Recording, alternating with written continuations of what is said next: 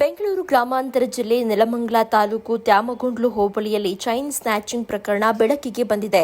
ಅಂಗನವಾಡಿ ಶಿಕ್ಷಕಿ ಪದ್ಮಲತಾ ಅವರು ದುಷ್ಕರ್ಮಿಗಳ ಈ ಒಂದು ಅಟ್ಟಹಾಸಕ್ಕೆ ಬಲಿಯಾಗಿದ್ದಾರೆ. ಸುಮಾರು 40 ಗ್ರಾಂ ತೂಕದ ಚಿನ್ನದ ಮಾಂಗಲ್ಯ ಸರವನ್ನ ಬೈಕ್ನಲ್ಲಿ ಬಂದ ಆರೋಪಿಗಳು ಕಿತ್ತುಕೊಂಡು ಪರಾರಿಯಾಗಿದ್ದಾರೆ. ಈ ಘಟನೆ ದೊಡ್ಡಬಳ್ಳಾಪುರ ದಾಬಸ್ಪೇಟೆ ಮಾರ್ಗದ ಓಬಳಪುರ ಫ್ಲೈಓವರ್ ಬಳಿ ನಡೆದಿದೆ. ಪದ್ಮಲತಾ ಅವರು ರಸ್ತೆ ಮೂಲಕ ಸಾಗ್ತಾ ಇದ್ದ ವೇಳೆ ಹಿಂಬದಿಯಿಂದ ಬಂದ ಇಬ್ಬರು ಅಪರಿಚಿತರು ಏಕಾಏಕಿ ಸರ ಕಿತ್ತು ಪರಾರಿಯಾಗಿದ್ದಾರೆ ಅಂತ ಹೇಳಲಾಗ್ತಾ ಇದೆ.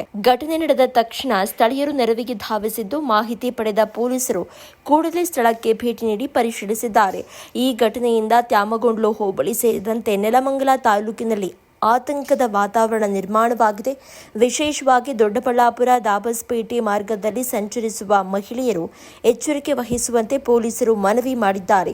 ಈ ಕುರಿತು ತ್ಯಾಮಗೊಂಡ್ಲು ಪೊಲೀಸ್ ಠಾಣೆಯಲ್ಲಿ ದೂರು ದಾಖಲಾಗಿದ್ದು ಪ್ರಕರಣ ದಾಖಲಿಸಿಕೊಂಡು ಪೊಲೀಸರು ಮುಂದಿನ ತನಿಖೆ ಕೈಗೊಂಡಿದ್ದಾರೆ.